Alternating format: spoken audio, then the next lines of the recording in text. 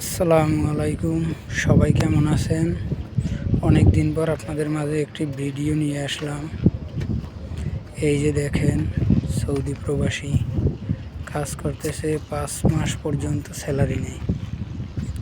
কত কষ্টে যে এরা কাজ করতে আসে, কাজের প্রতি মনোযোগ নাই, সবাই শুয়ে রয়েছে কাজের ফাঁকে। লাঞ্চ ব্রেক, এদের ফ্যামিলি আছে, বাচ্চা আছে, কিন্তু কি করবে? 5 লাখ 6 লাখ টাকা ধার দেনা করিয়া তারপরে এরা বিদেশে আসছে।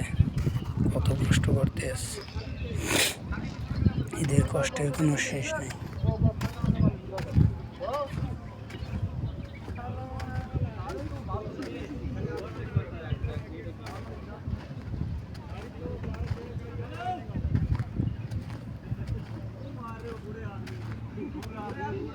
সাপ্লাইয়ের কোম্পানি থেকে এরা কাজ করে, কিন্তু সাপ্লাই এদের স্যালারি দিতেছে না।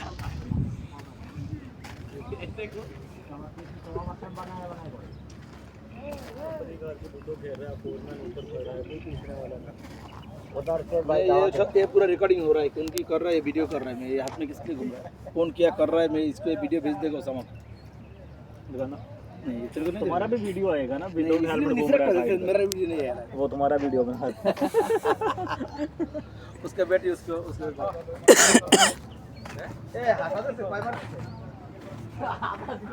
কয় মাস হয়েছে?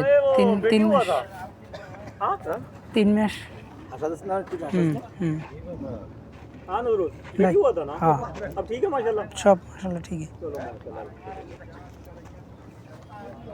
मेरा बेटी भी देता था ऊपर लेके फिर भी दिए लेके गया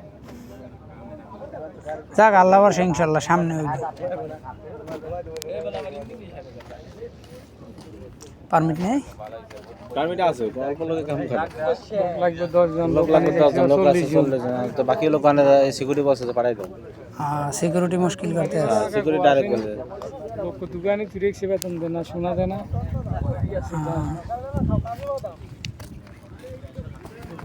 साइड काम আছে 20 জন আমি আসে লোক আছে 84 জন চাইছি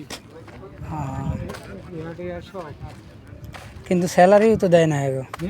5 মাস ধরে তো স্যালারিও দেয় না, বেতন দিতে পারে না। তত জানা কেন যাইবো নিজে যাইবো কেমনে? একজন যে পরিমাণ ঋণ করিয়া আইছে বাড়িতে ঠেক। কাম তো ছাড়ি গেলাম যে মজাই কাম ছাড়লে ভাই হেরান কই যাইব? কোন কাম ছাড়িয়ে কই যাইব? কি করব? এই যে সৌদিতে যারা আসে, জাহাঙ্গীর 18 টাকা ঘন্টা কাম থুই আল্লাহ সারা চলি 13 টাকা মদিনে জিদ্দা 18 টাকা হিনে বার করি গেলা। এই একটা সমস্যা, কারণ এই কোম্পানিতে এরা সাপ্লাইয়ের সাথে যারা কাজ করে এরা টাকা পায় না। বিদেশ যারা আসে এগো আসলে সাপ্লাইয়ের বিষয় বা কোন বিষয়ে আসতে আছে এইগুলো এরা সুন্দর মতো জানিয়ে না জানিয়ে 5 লাখ 6 লাখ টাকা দিয়ে আয়, তারপরে একটা সমস্যা।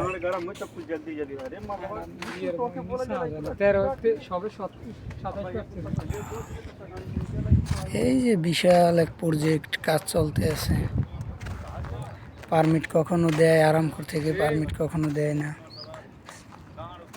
কিন্তু স্যালারি পায় না।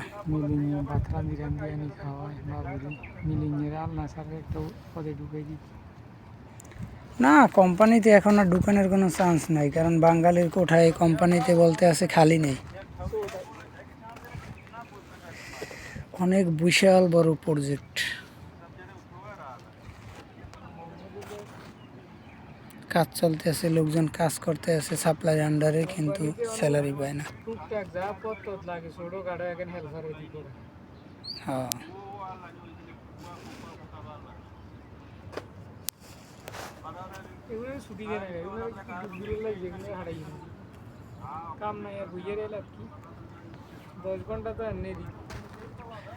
সামনে মাটির স্তূপ, মাটি গর্ত করিয়া এই মাটিগুলো নিয়ে দূরে দূরে ফালাই দিতেছে। ওই যে বেকু মেশিন দিয়ে মাটিগুলো খোদাই করা হয়, এইখানে একটা গর্ত করা হইবে। এইখানে যত রোডের আশেপাশের যত কাঁচরা পানি এইখানে জমা হইবে, এইখান দিয়ে পানি তুললে পরে ফালাই দেওয়া হইবে।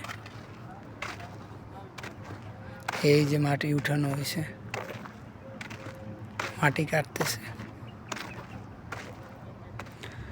তবে মিডল ইস্টে সৌদি বলেন, ওমান বলেন, বাহরাইন, কাতার, এসব জায়গা প্রচুর কষ্ট, কিন্তু যারা ওয়ার্কার আসে তারা সুন্দর মতো না জানিয়া না বুঝে তারপরে আসে, এই জন্য ওনাদের অনেক কষ্ট হয়। সাপ্লাই থেকে ঠিকমতো স্যালারি পায় না এবং অনেক পরিশ্রম করতে হয়। ফ্যামিলিরে টাকা দিতে পারে না, দেনা করে আসে, কিস্তি উঠায় কেউ কেউ, যার ফলে অনেক কষ্ট হয়।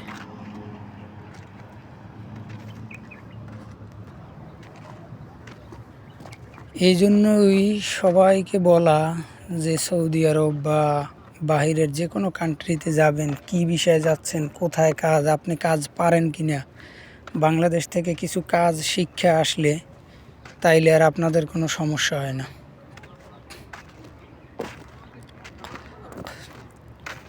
কিন্তু আমরা কাজ না শিক্ষাই বিদেশের বাড়িতে পাড়ি জমাই, তারপরে আমাদের অনেক সমস্যা হয়। বেতন কম, কোম্পানি ভালো কি মন্দ, বেতন দেয় কি দেয় না, কোনো কিছুই আমরা জানি না। ওকে, আল্লাহ হাফেজ, সবাই ভালো থাকবেন।